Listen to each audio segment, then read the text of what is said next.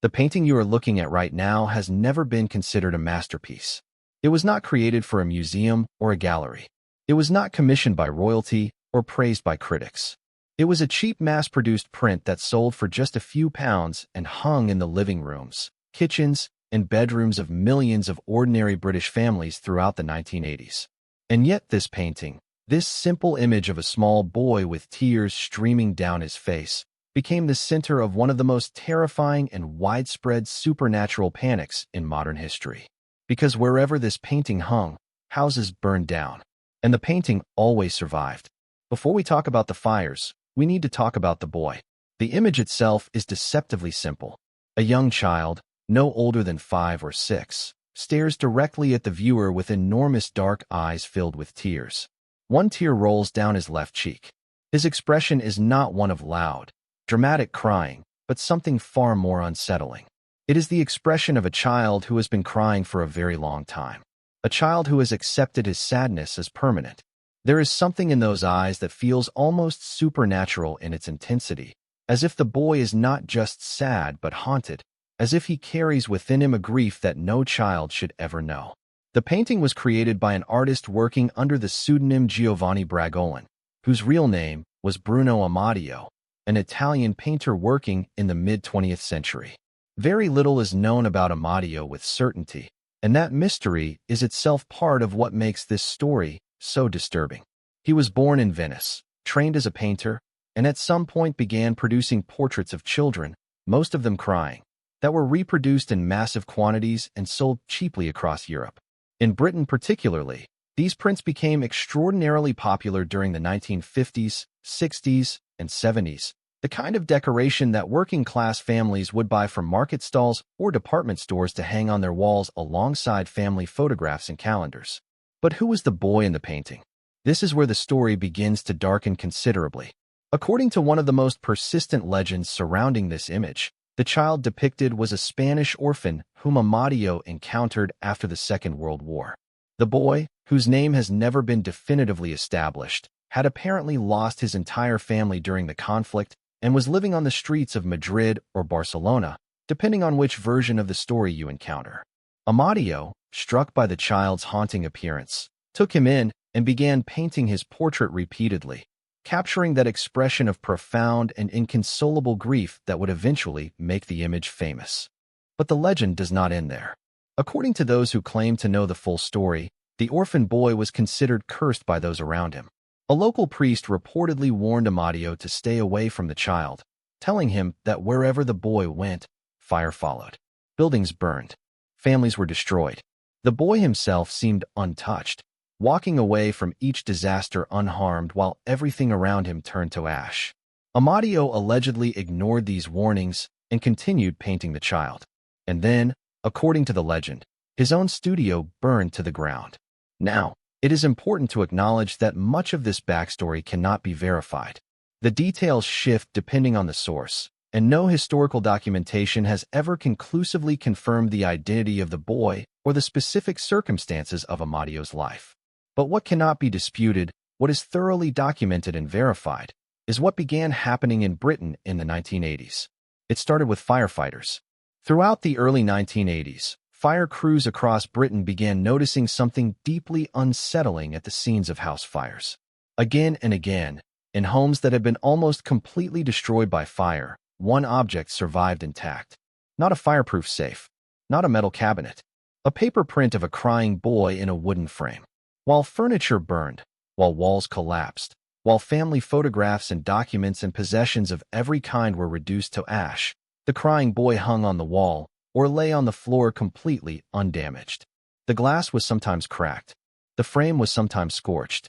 But the print itself was untouched. Firefighters began talking to each other about what they were seeing. The story spread through fire stations across the country, whispered at first and then spoken openly. Some firefighters refused to have the print in their own homes. Others began actively warning friends and family members to remove it from their walls. The sense of unease was palpable and growing. But it remained largely confined to the fire service until September 4, 1985, when everything changed. On that date, the Sun newspaper, Britain's most widely read tabloid, published a front-page story about the crying boy under the headline, "Blazing Curse of the Crying Boy." The article described multiple house fires in which the print had survived unharmed and included testimony from firefighters who were convinced the painting was cursed. It was exactly the kind of story the Sun excelled at: sensational, terrifying, and impossible to ignore. And the public reaction was immediate and overwhelming. Within days of the story being published, the Sun was flooded with letters from readers sharing their own experiences. Families who had owned the print and suffered house fires wrote in describing how the painting had survived while everything else was destroyed. People who had never experienced fires but had always felt uncomfortable around the painting wrote to say they were throwing it out immediately. The volume of response was so extraordinary that the Sun launched a full campaign encouraging readers to send their copies of The Crying Boy to the newspaper's offices so they could be publicly burned and the curse finally broken. Thousands of people responded. Prints arrived at the Sun's offices from across the country, bundled up and mailed in by frightened families who wanted nothing more to do with the image. On Halloween 1985, the Sun organized a mass burning of the collected prints, a bonfire of cursed art that was covered extensively by the media and watched by a significant portion of the British public.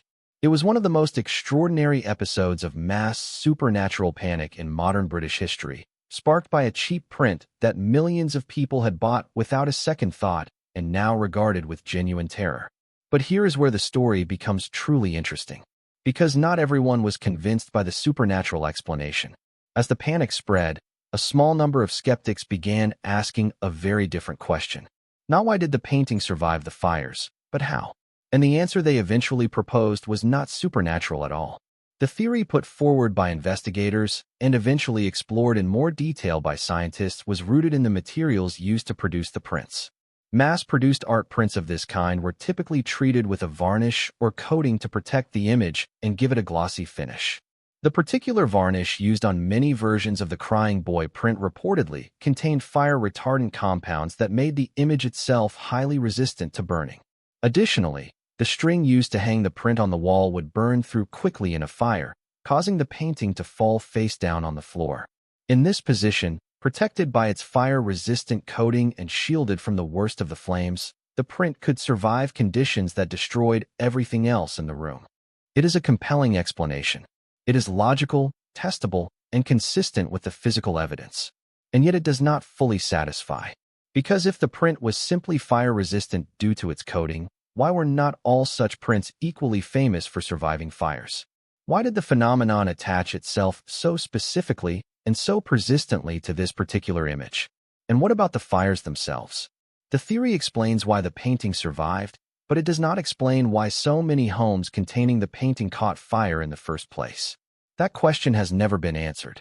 The statistical likelihood of so many fires occurring in homes containing the same print is difficult to assess, partly because the print was so widely owned that almost any fire in a British home in the 1980s might have involved a household that owned one. But the firefighters who spoke about their experiences were not easily dismissed.